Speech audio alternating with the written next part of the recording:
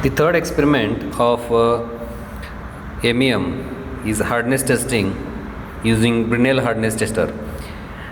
Actually, in syllabus we have two hardness testing equipments, that is Rockwell hardness tester and Brinell hardness tester. So in the third experiment we are going to test the hardness of given specimen by using Brinell hardness tester. The minimum theoretical background that we require is this method was introduced by J. Brinell in 1900. In this test, a standard steel ball is intended into the surface of specimen by a gradually applied load. Now, if you consider, generally this is a steel ball, okay, of 5 mm diameter. This steel ball is used as a intender, okay. The steel ball is placed in this ball holding equipment, okay. So the steel ball has been placed in this holder and a supporting member has been provided, okay, and this is connected to the machine at this place, okay. This is a ball intender. Now a ball of 10 mm, 5 mm, 2.5 mm are generally used. As per the diameter, the calculation changes. Okay. Now, Brinell hardness number can be calculated by using formula total load divided by surface area of indentation. What is the surface area of indentation? Now, look in this figure. Okay. So, initially, this is a steel ball which is placed on the surface of this specimen and a minor load has been applied, after which a major load F is applied and minimum dwell time, that is 10 to 15 seconds, has been kept in order to get the proper indentation. So after removing the load we get this type of indentation. This is a indentation image. So this is a applied load on this steel ball. This is the surface of specimen and the indentation is provided or generated like this, okay. So surface area of indentation, which can be calculated by using the formula pi d into capital D minus square root of d square minus small d square. Capital D is the diameter of ball and small d is the diameter of impression, that is diameter of indentation. In case we require the depth, h is equal to depth of indentation, which is this pi d h. H in the sense capital D minus under root capital D square minus small d square, okay, divided by 2. This 2 again is taken to the upper side, that is 2f. Okay. Now this is the typical hardness tester image shown in this experiment. So we have Brinell hardness tester, okay. A specimen can be used, we can take aluminum or a brass material. Initially we will consider this aluminum material, okay. So this is a ball indenter I am going to locate here.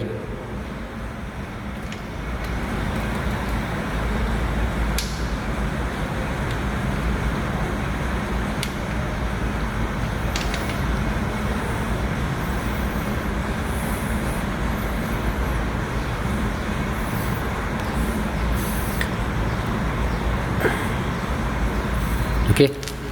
The ball indenter has been fixed to the indentation position, okay.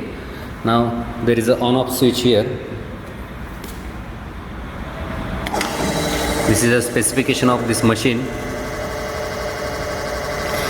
The load, KGF load, is from 250 to 3000 in stages of 250 kgf, means a single load is of 250 kgf. The total load in this setup is minimum 250. Means if you remove these two blocks, the load is 250. Once I have added one block, then the load will be 500 kgf. Now I have added two blocks, so the load is 750 kgf. Okay. Other specifications are maximum test height is 410 mm, maximum depth of throat 200 mm, drive motor 0.33 HP, testing table size is of 200 mm diameter, and machine height is approximately 1127 mm. So I have started the machine. Now what I am going to do, I am just going to keep this specimen on the table, okay, and raise the table by using this lever.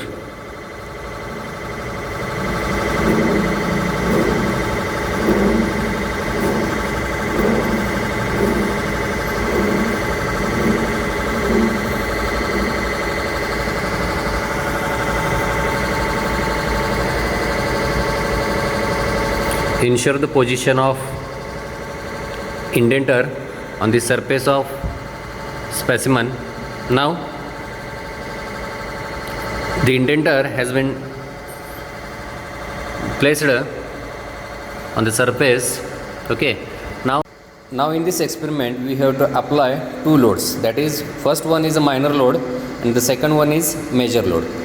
Now on the dial indicator, on the minor dial indicator, you observe a red spot. Okay. So initially you have to apply minor load manually, so that this pointer of dial indicator will deflect to red portion. Okay. So in order to apply the minor load, what I am going to do, I am going to apply the force on this table so that minor load can be applied. Okay. So while rotating this, you can observe the deflection here.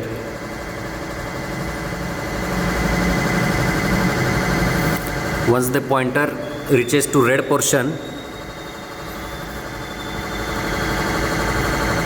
you have to stop the force. Okay. Now the minor load has been provided. Okay. So in order to provide the major load, you have to just pull this lever towards the operator side. Okay. What I am going to do, I am going to pull this lever, so directly it will deflect the dial indicator.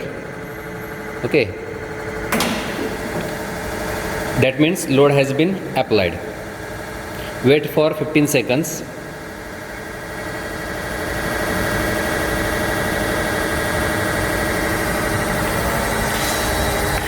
You can observe the position of this has been lifted up as the load has been applied.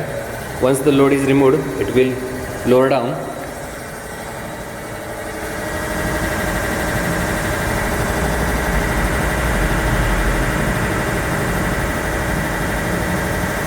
Okay. Now remove the load by disengaging the lever. Okay. Now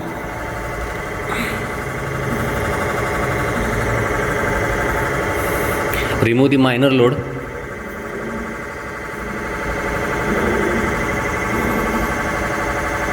Okay. So this is the indentation we have got. Okay. This is major diameter. So I am going to turn off the tester. Now you can observe in this figure, this is the indenter. Okay. This cavity generated is called as a indentation. Okay. This is a Brinell indentation, generally made up of a steel ball. Now the calculation part is this. P is the test load in kgf. Okay. Now in order to measure the diameter of this indentation, we require a Brinell micrometer. Okay, so this is a Brinell micrometer. There is an eyepiece from which you have to observe and record the reading. This is light provided. Once you turn on the light, you have to put this instrument on that indentation. So you can observe from the eyepiece the reading.